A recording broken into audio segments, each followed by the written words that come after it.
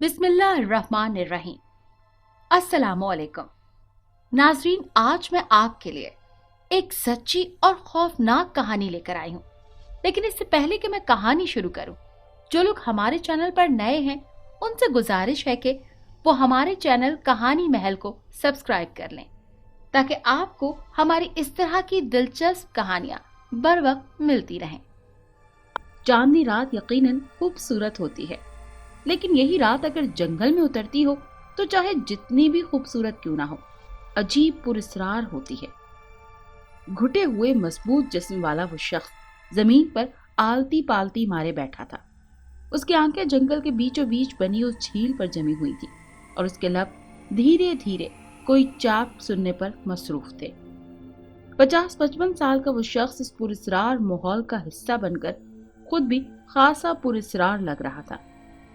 वो कभी कभी नजरें उठाकर आसमान की तरफ देखने लगता, जैसे वो अपनी जगह पर साकित बैठा था, लेकिन उसके अंदर की बेचैनी की जंग उसके चेहरे पर साफ देखी जा सकती थी।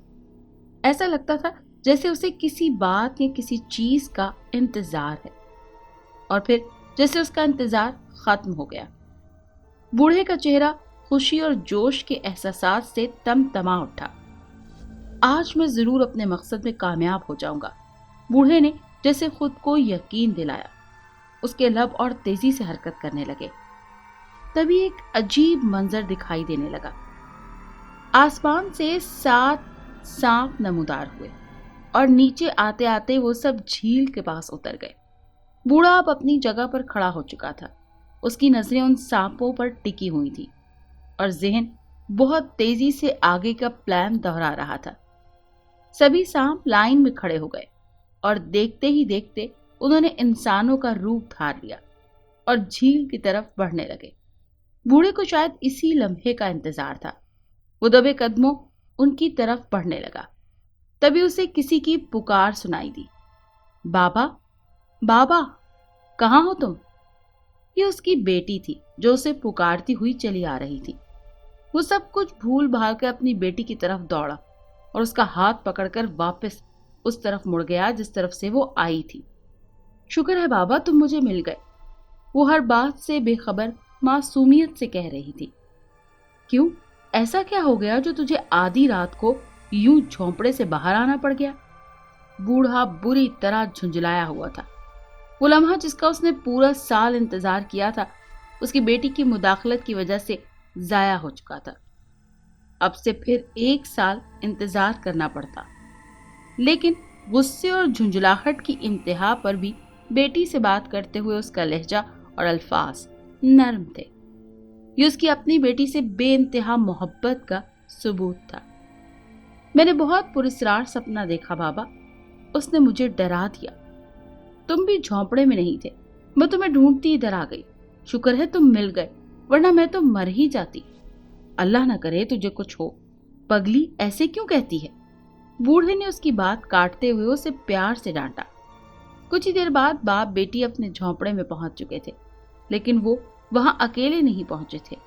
कोई और भी था जो उनके ताक़ुब में चला आया था। बूढ़ा और लड़की इस बात से बिल्कुल बेखबर थे। वो बूढ़ा एक सपेरा था। वो खानदानी सपेरा था। जिस तरह बाकी इल्म नस्ल दर नस्ल चलते हैं, इसी तरह ये इल्म भी इसके पास पहुंचा था। ऐसे ही इसे इसके बड़ों ने यह भी बताया था कि हर साल एक मखसूस रात को 7 सांप अनजानी दुनिया से जमीन पर उतरते हैं। इन सब के पास मनका होता है जिसे वो एक साथ झील के पानी में डुबोते हैं।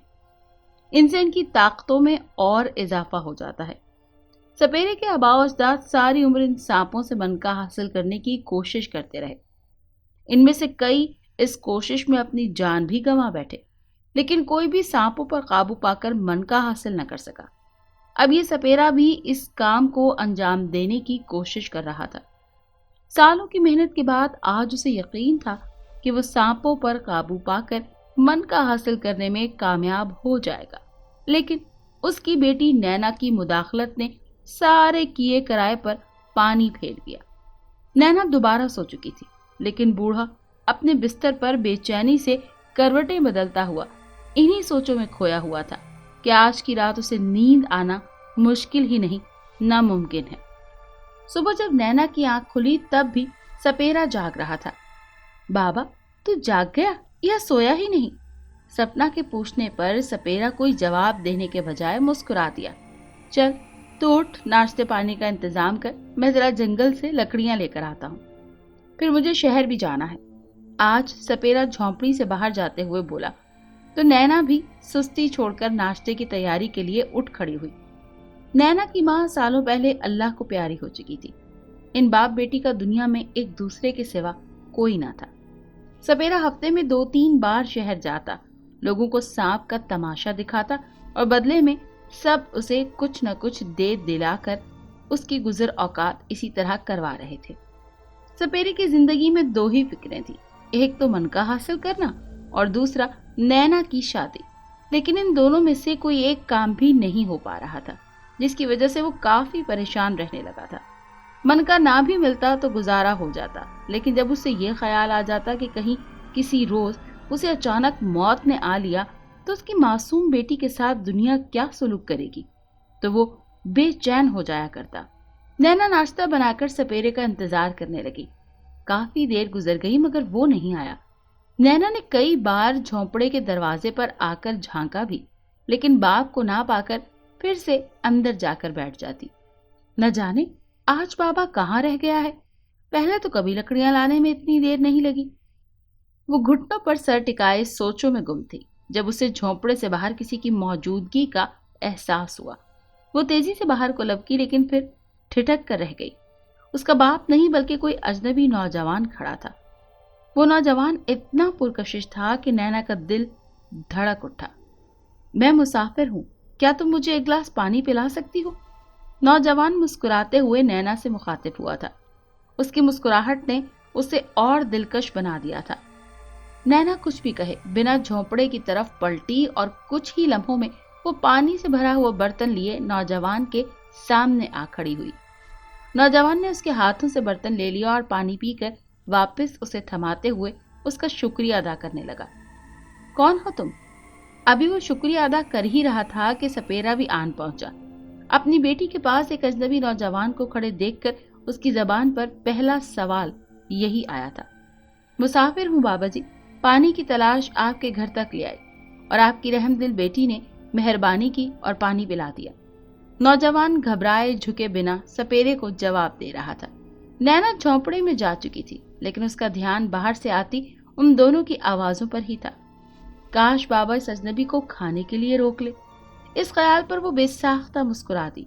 باہر سپیرا ابھی تک نوجوان سے باتیں کر رہا تھا۔ کچھ ہی دیر بعد شاید اپنی اچھی طرح تسلی کر لینے کے بعد سپیرا لڑکے کو ساتھ لیے جھونپڑے میں داخل ہوا۔ بیٹی مہمان کے لیے ناشتہ لاؤ۔ وہ نینا سے مخاطب ہوا اور اس کی تو جیسے من کی مراد بر آئی۔ کھانے کی جو بھی چیزیں دستیاب تھیں اس نے سب کی سب نوجوان کے سامنے لا رکھی۔ آؤ نا تم بھی ناشتہ کرو۔ وہ ایک طرف جا بیٹھی تھی۔ جب سپیرے نے اسے ناشتے کے لیے کہا تو وہ بھی شرماتے ہوئے ان کے پاس آ بیٹھی اور چھوٹے چھوٹے نوالے لینے لگی۔ سپیرے نے ارسلان نامی اس نوجوان کو اپنے ساتھ رکنے کا کہا اور وہ رک بھی گیا۔ ویسے بھی اس کا کوئی گھر در تو تھا نہیں، وہ یوں ہی ادھر ادھر پھر کر چھوٹے موٹے کام کر کے اپنی زندگی گزار رہا تھا۔ سپیرے اور ارسلان نے مل کر ایک ہی دن میں ایک اور جھونپڑی کھڑی کر دی۔ یوں گویا بنا کچھ کہے یہ طے پا گیا کہ اب ارسلان کو وہیں رہنا ہے۔ وہ روز سپیرے کے ساتھ جنگل جا کر لکڑیاں جمع کرتا اور گاؤں جا کر بیچ آتا۔ نینا ان دونوں کے لیے کھانا تیار کرتی اور وہ سب مل کر کھانا کھاتے۔ ارسلان دنوں میں اس چھوٹے سے خاندان کا حصہ بن گیا تھا۔ اسے یہاں رہتے ہوئے 6 ماہ سے زیادہ ہو چکے تھے۔ اس دوران ارسلان اور نینا دونوں ایک دوسرے کے دل کا بھید پا چکے تھے۔ بس اب ارسلان کسی مناسب موقع کا منتظر تھا جب وہ سپیرے کے سامنے اپنا مدعا بیان کر سکے، اور آخر وہ دن بھی آ ہی گیا۔ ایک روز سپیرے کو بہت تیز بخار تھا۔ صبح اس سے بستر سے اٹھا بھی نہیں جا رہا تھا۔ ارسلان اسے آرام کرنے کا کہہ کر اکیلا ہی جنگل میں لکڑیاں لینے چلا گیا۔ جب وہ واپس آیا تو سپیرے کی طبیعت پہلے سے بھی زیادہ خراب ہو چکی تھی۔ گاؤں چلتے ہیں، حکیم صاحب سے دوا لے آتے ہیں، ارسلان نے سپیرے سے کہا۔ نینا مسلسل روئے جا رہی تھی۔ ارسلان بھی اس کی حالت دیکھ کر گھبرا گیا تھا۔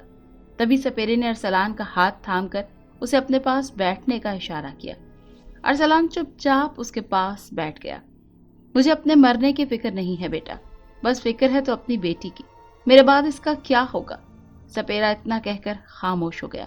وہ اپنی بات کہنے سے جھجک رہا تھا کہ جانے ارسلان کیا سوچے، لیکن ارسلان نے اس کی مشکل حل کر دی۔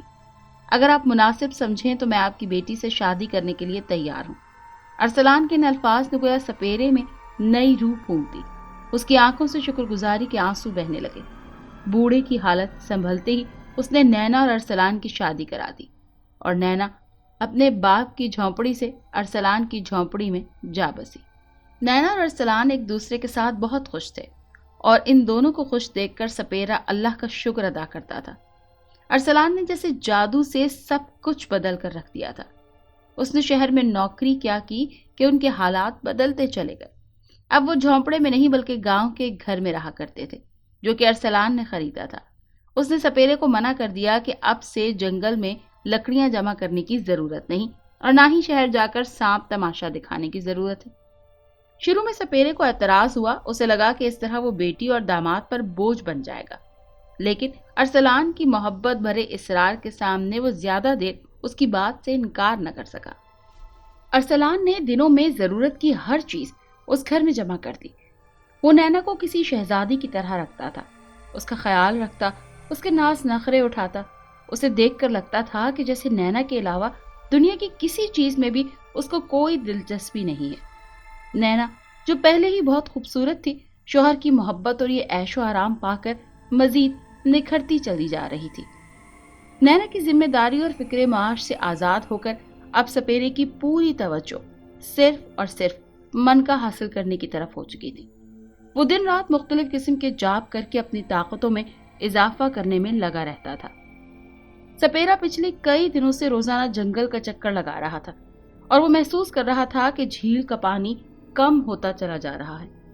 اس کی وجہ اس کی سمجھ میں نہیں آ رہی تھی، لیکن یہ بات اس کے لیے پریشانی کا باعث تھی، کیونکہ اگر جھیل کا پانی خشک ہو جاتا تو پھر وہ سانپ من کا ڈبونے کے لیے نیچے نہ اترتے، اور اگر وہ آتے ہی نہ تو پھر وہ من کا کیسے حاصل کر سکتا تھا۔ دن یوں ہی گزرتے چلے گئے۔ آج پھر وہی مخصوص رات تھی۔ سپیرا پھر اسی درخت کے نیچے بیٹھا جھیل کو تک رہا تھا، جس میں پانی نہ ہونے کے برابر رہ گیا تھا۔ آخر اس کا انتظار ختم ہوا۔ آسمان سے سانپ نمودار ہوئے۔ وہ اٹھ کھڑا ہوا اور جاب کرتا ہوا سانپوں کی طرف بڑھا۔ سانپ انسانی شکل اختیار کر چکے تھے۔ پھر جیسے ان کے بیچ کوئی بات ہونے لگی اور اچانک وہ سب وہاں سے غائب ہو گئے۔ سپیرا حیران اور پریشان کھڑا رہ گیا۔ اس کی سمجھ میں یہ ماجرا نہیں آ رہا تھا۔ اپنا اپنا من کا جھیل کے پانی میں ڈبوئے بنا وہ سانپ کیوں غائب ہو گئے تھے؟ وہ سمجھنے سے قاصر تھا۔ وہ سب وہاں جمع تھے، اس وقت وہ انسانی روپ میں تھے، لیکن نہیں، وہ سب وہاں نہیں تھے، بلکہ ان کی تعداد 6 تھی۔ ان کا 7واں ساتھی وہاں موجود نہیں تھا۔ تو اب کیا کرنا ہے؟ ایک لڑکے نے سب سے باروب اور پروقار دکھائی دینے والے انسان کی طرف دیکھتے ہوئے سوال کیا۔ اس کے انداز سے پتہ چلتا تھا کہ وہ ان سب میں سربراہ کی حیثیت رکھتا ہے۔ باقی سب بھی منتظر نظروں سے سربراہ کی طرف ہی دیکھ رہے تھے۔ جھیل کا پانی بہت کم رہ گیا ہے۔ اس کا مطلب یہ ہے کہ جب پچھلے سال ہم لوگ نیچے اترے تھے تو 7واں من کا پانی میں نہیں ڈبویا گیا۔ ہمیں ہر حال میں اپنے ساتھی کو تلاش کرنا ہوگا تاکہ سارے من کے پانی میں ڈبوئے جا سکیں۔ اس کام میں دیر ہوئی تو جھیل کا پانی خشک ہو جائے گا اور ہماری طاقتوں میں اضافے کا سلسلہ یہیں رک جائے گا۔ سربراہ کی بات نے سب کے چہروں پر پریشانی پھیلا دی، اور پھر وہ اس عہد کے ساتھ وہاں سے رخصت ہو گئے کہ جلد از جلد اپنے ساتھی کو تلاش کر کے لائیں گے۔ ارسلان کو تلاش کرنا ان کے لیے زیادہ مشکل کام ثابت نہ ہوا۔ وہ اس بارے میں ایک ایک بات جان چکے تھے کہ کس طرح اس روز ان کے ساتھی کی نظر نینا پر پڑی، اور وہ اس کے عشق میں گرفتار ہو کر اس کے پیچھے چل پڑا، اور پھر انسانی روپ میں ارسلان بن کر ان سے ملا اور ان کی زندگی کا حصہ بن گیا۔ فیصلہ یہ ہوا تھا کہ نینا کو جان سے مار دیا جائے گا تاکہ ارسلان کو واپس لایا جا سکے، کیونکہ وہ اس بات کو اچھی طرح سمجھ چکے تھے کہ نینا کے زندہ رہتے ارسلان اسے کبھی نہیں چھوڑے گا۔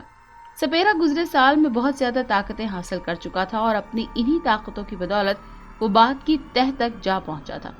وہ ارسلان کی اصلیت سے بھی واقف ہو چکا تھا اور سربراہ کے فیصلے سے بھی۔ زندگی اسے عجیب دوراہے پر لے آئی تھی۔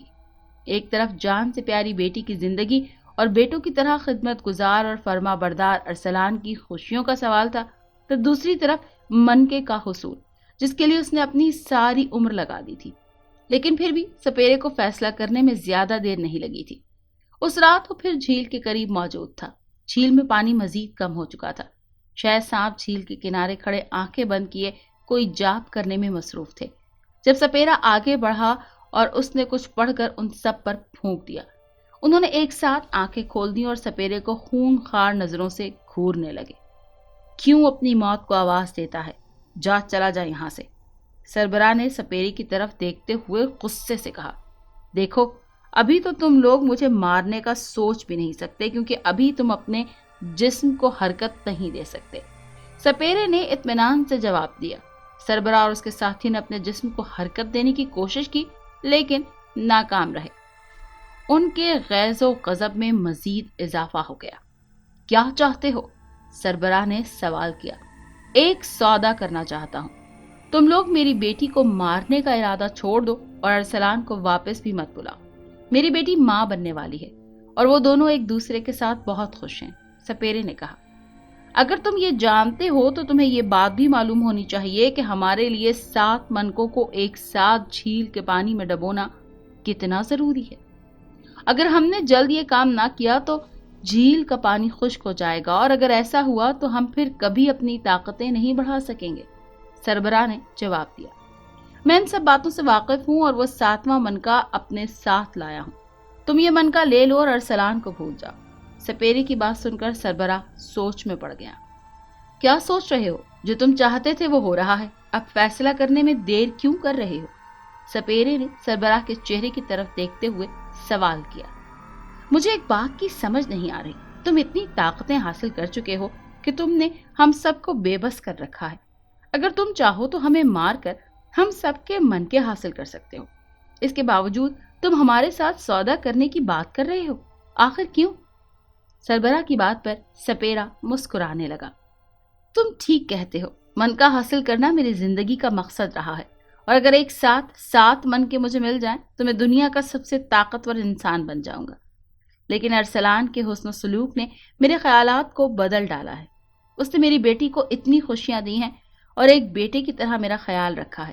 اب میرا بھی فرض بنتا ہے کہ احسان کے بدلے میں احسان کروں، اور میں اس سے زیادہ اس کے لیے اور کچھ نہیں کر سکتا کہ اس کے دوستوں کو کوئی نقصان پہنچائے بنا واپس جانے دوں۔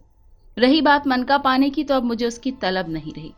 میری بیٹی کی خوشیاں ایسے 1000 منکوں سے زیادہ قیمتی اور اہم ہیں۔ سپیرے کی بات پر سب چپ چاپ ہو گئے، اسے دیکھنے لگے۔ ٹھیک ہے، ہمیں یہ سودا منظور ہے، سربراہ نے سب کی طرف سے کہا تو سپیرے نے جیب میں ہاتھ ڈال کر منکا نکالا اور زمین پر رکھ دیا۔ یہ رہا 7واں منکا۔ اب میں تمہیں اپنے سحر سے آزاد کر رہا ہوں۔ امید کرتا ہوں کہ تم لوگ اپنا وعدہ پورا کرو گے۔ اس کے ساتھ ہی سپیرے نے ان سب کو سحر سے آزاد کر دیا۔ انہوں نے 7واں منکا جھیل کے پانی میں ڈبویا اور اس کے ساتھ ہی جھیل پانی سے بھر گئی۔ ان سب کے چہروں پر خوشی دکھائی دینے لگی۔ سپیرا گاؤں جانے کے لیے مڑ گیا۔ ٹھہرو، سپیرے کو اپنے پیچھے سربراہ کی آواز سنائی دی۔ وہ پلٹا تو دیکھا کہ وہ ارسلان کا منکا ہاتھ میں لیے مسکراتے ہوئے اس کی طرف دیکھ رہا تھا۔ یہ منکا واپس لے جاؤ، اسے ارسلان کے پاس رہنے دو۔ اس منکے کے بغیر اس کی ساری طاقتیں ختم ہو جائیں گی۔ انسان اور سانپ کے انوکھے رشتے سے جنم لینے والا ان کا بچہ قدرتی طور پر بہت سی طاقتوں کا مالک ہوگا، لیکن یہ منکا اس کی طاقتوں میں اضافہ کرتا رہے گا۔ تم سے بس اتنا وعدہ لینا ہے کہ ہر سال جب ہم جھیل پر آئیں تم منکا لے کر یہاں پہنچ جایا کرنا، تاکہ ہم اپنی رسم پوری کر سکیں۔ سپیرے نے اس بات میں سر ہلایا اور مسکراتے ہوئے منکا ہاتھ میں تھام لیا۔ وہ سب اسے خدا حافظ کر کے وہاں سے غائب ہو گئے تو سپیرا بھی خوشی خوشی گاؤں کی طرف چل دیا۔ اگر آپ کو یہ کہانی اچھی لگی ہے تو اسے لائک کیجیے اور ہمارے چینل کہانی محل کو سبسکرائب کیجیے۔ اور ہاں، اگر آپ کے کسی دوست، رشتہ دار یا بہن کے ساتھ خدا نخواستہ اس طرح کا کوئی بھی واقعہ پیش آیا ہے تو ہمیں کامنٹ سیکشن میں اس کے بارے میں ضرور بتائیے۔